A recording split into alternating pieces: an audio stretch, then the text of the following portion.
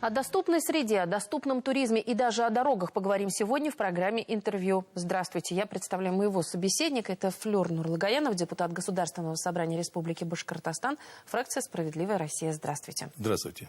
Позвольте, я начну все-таки наше интервью с поздравлений, потому что я вас лично не поздравляла с победой, с премией правительства Российской Федерации, потому что проект «Активный туризм для людей с инвалидностью» признан лучшим в стране. Сейчас речь о Туриаде Юрюзань в геопарке Янгантау. Это уникальный опыт. Я поздравляю вас с этой победой. Спасибо большое. Это большая команда добилась этого. И на протяжении 12 лет мы проводим эту туриаду в Салаватском районе Республики Башкортостан. Я думаю, что то, что наш проект отмечен такой высокой наградой, говорит о многом, о том, что в республике есть и условия для развития внутреннего туризма, есть люди, которые готовы этим заниматься. Ну и самое главное, что наша республика уникальна своим ландшафтом, горы, озера, реки, ну и гостеприимный народ. Создаются ли условия для того, чтобы эту уникальность увидели люди с ограниченными возможностями здоровья? Ну, безусловно. Вы знаете, ведь с принятием закона о социальной защите инвалидов в 1995 году, потом уже ряд законодательных инициатив было принято.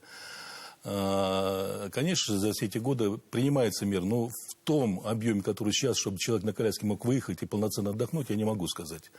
Тем не менее, вот, буквально в конце года федеральный закон о туристской деятельности внесены изменения, в соответствии с которым с 1 сентября вступает в силу норма, которая обязывает субъекты турдоиндустрии создавать условия для туризма и отдыха людей с инвалидностью. Аналогичный закон, поправки к закону будут приняты и в республиканское законодательство. Ну вот удивительно, что сейчас мы с вами обсуждаем о том, чтобы был доступный туризм, да, а еще несколько лет назад не было и доступной среды у нас здесь, да, но вот не в каждый подъезд зайдешь, и тем не менее у нас есть сейчас и такие идеи, и такие проекты. Вот какие болевые точки, ну, давайте в повседневной жизни назовем. Ну, конечно, то, что касается нового строительства, да, оно уже проектируется и строится с учетом доступности, да, вот, может, некоторые наши кварталы, там, Кузнецовский затон, хотя есть там элементы еще тоже недоработанные, там новые многоквартирные дома тоже строятся, но вот то, что касается старого жилья, да, адаптация его под условия сложновато, да, там, ну, та же хрущевка. Если человек живет на 5-м этаже, там сложно какие-то пандусы сделать. Просто это с точки зрения противопожарной безопасности, технически это невозможно. Поэтому, где это возможно, адаптироваться, работать соответствующей комиссии при муниципалитетах, но этот вопрос, к сожалению, вот сложно решается. Ну, а то, что транспортная инфраструктура, это достаточно у нас успешно решается. Я имею, прежде всего, это железнодорожный транспорт, специальные вагоны, воздушный транспорт, наземные объекты, аэропорты работают в доступном режиме. Есть специальные службы для сопровождения маломобильных пассажиров. А если говорить о малых городах? Ну, это сложнее, конечно же, тем более про сельскую местность, да, где, ну, в силу того, что там асфальт туда еще не доходит, не во все места доходит, да, и в основном там индивидуальное жилищное строительство. Вот. Но, тем не менее, программа, может быть, в том объеме, который она начиналась в 2011 году, уже больше полномочий передаются регионам по финансированию этих мероприятий. Но вот с возвращением участников СВО, которые в силу ранений становятся людьми с инвалидностью, да, вот эта актуальность приобретает значимость сегодня, и поэтому очень и в республике создана соответствующая межведомственная комиссия под руководством Руслана Хабибова, да, вот я надеюсь, что ее работа и этому вот малым городам и поселениям, сельским поселениям придаст импульс. А если говорить о теме дорог, которая сейчас весной так актуальна, мы говорим не только здесь и о доступной среде, так как чтобы сделать так, чтобы дороги были доступны для всех. Вот, конечно, сейчас есть весовой контроль, но не всегда, может быть, он помогает именно для того, чтобы сохранить дорожное полотно. Какие меры поддержки вы видите здесь? Да, конечно же, вот, что особенно граждане наши отмечают, это прежде всего вопросы дорог, транспорта, работы транспорта и ЖКХ. И с каждой весной оперативное совещание главы республики начинается с ямочного ремонта. Да, это вот так. Это то, что касается качества наших дорог. Вот в этом году, насколько мне известно, планируется провести капитальный ремонт и текущий ремонт дорог примерно 200 километров. И привести в нормативное состояние дорог, сегодня это где-то 40%, да, и привести в 60% нормативное состояние дорог. То, что касается ям большегрузов, но эта тема тоже актуальная. Вы знаете, парадокс. Эти большегрузы в основном возят инертные грузы, да, это песок, гравий на строительство дорог. И потом бюджет вынужден тратить средства на восстановление дорог, которые этими большегрузами убиты. Да. Есть система контроля, автоматические пункты весогабаритного контроля. У нас их в республике около 10. Вот. И по результатам прошлого года, если я не забыл, порядка $1 миллиарда собрано в дорожный фонд штрафов за проезд большегрузами по дорогам. Но водители ухищряются при проезде этих пунктов весового контроля закрывать номера, каким-то иным ухищрением прибегают, и зачастую невозможно фиксировать нарушение правил. Но наша республика здесь проявила инициативу, устанавливает модули распознавания государственных регистрационных знаков, госномеров, устанавливает камеры дополнительные, и когда по некоторым элементам машины, если даже знак закрыт, они по неким элементам, там машины, там марка машины, там на лобовом стекле что-то находится, они фиксируют эти штрафы, и суды уже принимают эти решения для выставления, для оформления постановления об нарушении административных правонарушений. Но это как одна из мер для профилактики. Профилактика и фиксация нарушений еще, это передвижные пункты весового контроля, да, но вы понимаете, что, увы, сейчас эти функции в основном возложены на Ространснадзор, региональный филиал, увы, не имеет в том необходимом количестве персонала, чтобы работать вместе с этим пунктом весового контроля, передвижными, да. Хотя операционная деятельность возложена на Центр организации дорожного движения Минтранса, но согласованность и нехватка специалистов на это влияет.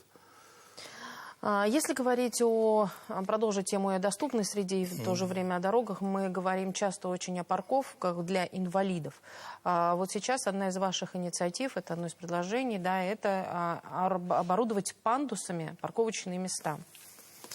Если то, что касается соблюдения правил парковки на местах для инвалидов, это прежде всего все-таки контроль. Вы знаете, сейчас у нас в республике порядка действует 1800 камер фото-видеофиксации. И только за счет штрафов дорожный фонд у нас пополняется ежегодно, по крайней мере, в прошлом году на 4 миллиарда. Я думаю, что воздействие на нерадивых автолюбителей, только если мы будем осуществлять контроль с помощью передвижных комплексов фото-видеофиксации. Мы предварительно переговорили с Центром организации дорожного движения, обсудим это еще и с ГИБДД и попробуем провести эту работу, поскольку паркон, установленный комплексом паркон, как раз и призваны фиксировать нарушения при парковках. Какие еще инициативы планируется именно в эту весеннюю сессию, можно обсудить, и в далекую перспективу? То, что касается, я уже обозначил проблему нехватки персонала Ространснадзора. Возможно, эти полномочия из Ространснадзора передать Минтранс Республики, это уже федеральное изменение федерального законодательства, с тем, чтобы уже подведомственное учреждение, Центр организации дорожного движения, имел право выписывать постановление о нарушении нарушение административного кодекса. Это одна инициатива, тоже обсуждается пока. Я надеюсь, возможно, она в жизни приживется. Если говорить непосредственно о деятельности политической партии «Справедливая Россия», расскажите, какие сейчас идут активные действия, может быть, они уже начались, потому что впереди выборы в Госдуму. Конечно же, партия наша, социалистическая партия «Справедливая Россия», готовится к выборам. Она еще в прошлом году объявила сбор предложений от населения в свою программу. Вы знаете, что наша партия на протяжении многих лет добивалась возвращения индексации пенсии рабочим пенсионерам, и это заработало с прошлого года. Наша партия настаивает на аудите жилищно-коммунальной сферы. Вы знаете, наше население жалуется и на рост тарифов на ЖКХ, на капитальный ремонт. Не секрет, что до 50, по крайней мере, я знаю, 52% коммунальных сетей у нас в республике изношены. Да? Понятно, федеральным бюджетом на перспективу до 1935 года предусматривается выделение 4,5 миллиардов рублей. В прошлом году республика в рамках своей региональной программы построил и отремонтировал где-то 212 километров коммунальных сетей. Но это мало, ежегодно надо наращивать работу в этом направлении. Поэтому мы будем добиваться, чтобы увеличились и размеры региональных бюджетов в этом направлении, используя различные механизмы. Ну и в целом хотелось бы о приеме граждан. Проводите ли, с какими вопросами люди обращаются? Ну, ко мне, конечно, поскольку я человек, депутат с инвалидностью, чаще еще, и моя деятельность была связана больше 35 лет со Всероссийским обществом инвалидов, конечно, обращаются по вопросу реализации прав с инвалидностью. Но обращаются и жены, и вдовы участников СВО. Например, в прошлом году там по выплатам региональным были вопросы, да. Разные вопросы, улучшение жилищных условий. И, собственно, суть депутата как раз представлять интересы населения в законодательном органе и превращать те проблемы, которые не решаются, в законодательные нормы, которые способствовали бы соблюдению прав человека. Удается соблюдать? Вы понимаете, бюджет. Все, ведь главный механизм реализации законов – это бюджет, как федеральный бюджет, так и региональный бюджет, так и бюджет муниципального округа.